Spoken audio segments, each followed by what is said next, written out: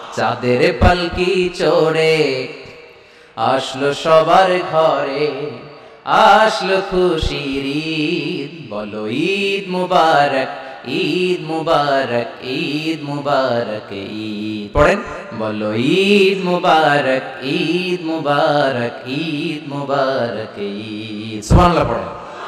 এই ক্যালেন্ডার দেখে দেখে যেমনি আমরা কাজ করি, তেমনি চাঁদ দেখে আমরা রোজা রাখি, চাঁদ দেখে আমরা ঈদ করি, চাঁদ দেখে শরীয়তের সব কার্যক্রমগুলো পরিচালনা করে। চিল্লা এখন ঠিক কিনা?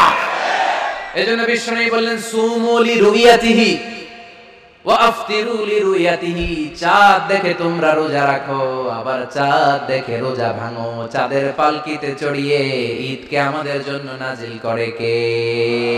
এজন্য আল্লাহ বলেন আশ-শামসু ওয়াল কামারু বিহিসবান, চাঁদ সূর্য তাদের নিয়ম মেনে চলে, এটা দেখে আমরা হিসাব করি। ওয়ান নাজমু ওয়াশ-শাজারু ইয়াসজুদান, বৃক্ষলতা তারকারাজি সবকিছু একটা সত্তার সিজদা দেয়, তিনি কে?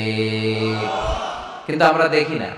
আমরা দেখি তারা যে আল্লাহর সিজদা দিল, কে কে দেখছেন? গাছ যে আল্লাহকে সিজদা দেয়, কে কে দেখছেন? দেখি নাই, কারণ আমাদের ওই চোখ তো নাই।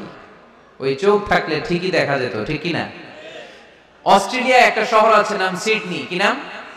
সিডনিতে একটা জঙ্গল আছে, ওই জঙ্গলে একটা গাছ to the right sense of to the direction of কেবলা, কেবলামুখী হয়ে একটা গাছ মানুষের মতো রুকু করে আছে কেবলামুখী হয়ে।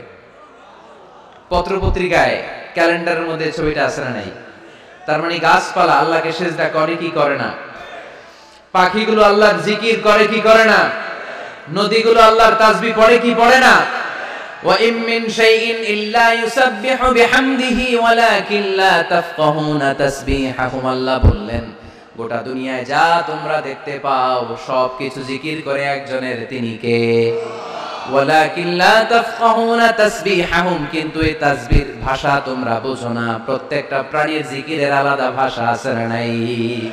পাখিরা যায় উড়ে যায় আকাশের ওই নীলিমায়, নদীরা যায় ছুটে যায় সাগরের ওই মোহনায়। পাখ পাখালি আর সাগর নদী, পাখ পাখালি আর সাগর নদী, কার গুণগান গায়। আল্লাহু আল্লাহ, আল্লাহু আল্লাহ, আল্লাহর গুণগান গায়। সবাই পড়েন আল্লাহু আল্লাহ, আল্লাহু আল্লাহ, আল্লাহর গুণগান গায়। চিল্লায় পড়েন আল্লাহু আকবার। তাহলে মহাবিশ্বে যা দেখা যায় সবগুলো জিকির করে একজনের, তিনি কে? সবকিছু সিজদা করে একজনকে, তিনি কে? এই সিজদার জন্য কিয়ামতের দিন আল্লাহ আমাদেরকে আদেশ দিবে, বলবেন সিজদা দে, সিজদা দিয়ে আমারে দেখা। আপনারা ওঠা বসা শুরু করলেন কেন?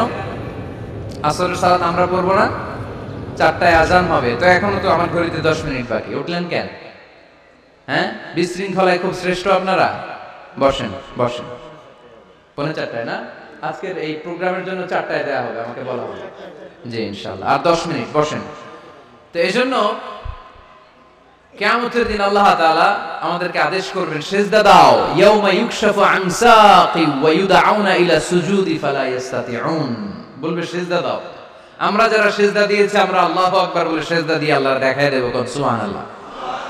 কিন্তু দুনিয়ায় যারা সিজদা দেয় নাই, মসজিদে যায় নাই, সিজদাকারীদের সাথে আন্দোলনে শরীক হয় নাই, তাদের পিঠটারে লোহার পিঠের মতো বানিয়ে দিবে কে? তারা চাইলেও পিঠটারে বাঁকা করতে পারবে? এজন্য আল্লাহ বললেন ওয়ান নাজমু ওয়াশ-শাজারু ইয়াসজুদান, তারকারাজি বৃক্ষরাজি একজন সত্তারে সিজদা করে, তিনি কে?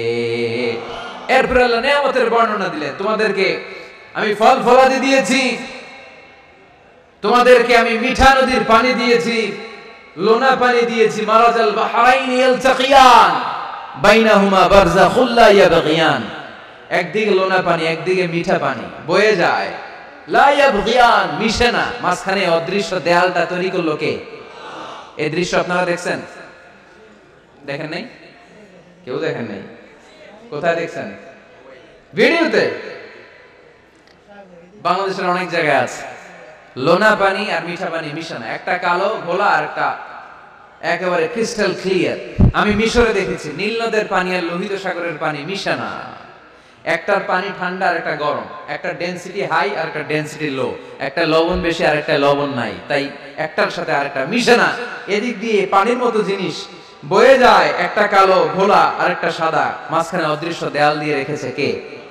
আরো জোরে বলতে হবে, তিনি কে? এরপর রাব্বুল আলামিন আমাদের বিবেকটাকে নাড়া দিয়ে আখিরাতের কথা স্মরণ করিয়ে দিয়ে বললেন, কুল্লু মান আলাইহা ফান ওয়া ইয়াবকা ওয়াজহু রাব্বিকা যুল জালালি ওয়াল ইকরাম। পড়েন, কুল্লু মান আলাইহা ফান ওয়া ইয়াবকা ওয়াজহু রাব্বিকা যুল জালালি ওয়াল ইকরাম فبأي آلاء ربكما تكذبان। সুবহানাল্লাহ। আল্লাহ বললেন, মহাবিশ্বে যা দেখতে পাও সব শেষ হয়ে যাবে, যা দেখা যায় সব ধ্বংস হয়ে যাবে একজন সত্তা ছাড়া। চিল্লায়া বলেন, তিনি কে? আমরা চিরকাল থাকার জন্য পৃথিবীতে আসছি না? কে কে আজীবন বাঁচবেন? হাত তোলেন তো। বাঁচবো কেউ? আমরা কেউ বাঁচবে? বেঁচে থাকবে একজন সত্তা, তিনি কে? তিনি অব্যয়, তিনি অক্ষয়, তার লয় নাই, তার কোনো ক্ষয় নাই, তিনি সদা জাগ্রত, সদা সজাগ, তিনি হচ্ছেন আল্লাহ রাব্বুল ইজ্জত। চিল্লায় কোন ঠিক কিনা? সবাই বলে দেব, আমরা সবাই কেউ থাকবো না, এই পৃথিবী থাকার জায়গা নয়। কিয়ামতের সময় আল্লাহ তাআলা মালাকুল মাউতকে বলবেন, সবার রূহ কবজ করে ফেলো, সবার, কেউ থাকবে না, সবার রূহ কবজ হয়ে যাবে। আল্লাহ মালাকুল মাউতকে বলবেন, মালাকুল মাউত কি অবস্থা?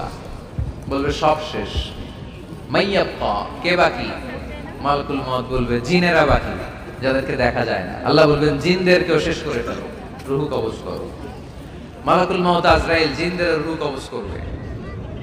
আল্লাহ এবার জিজ্ঞেস করবে, ইয়া মালাকাল মাউত আখবিরনি মাইয়াবকা, এবার বলো আর কে বাকি?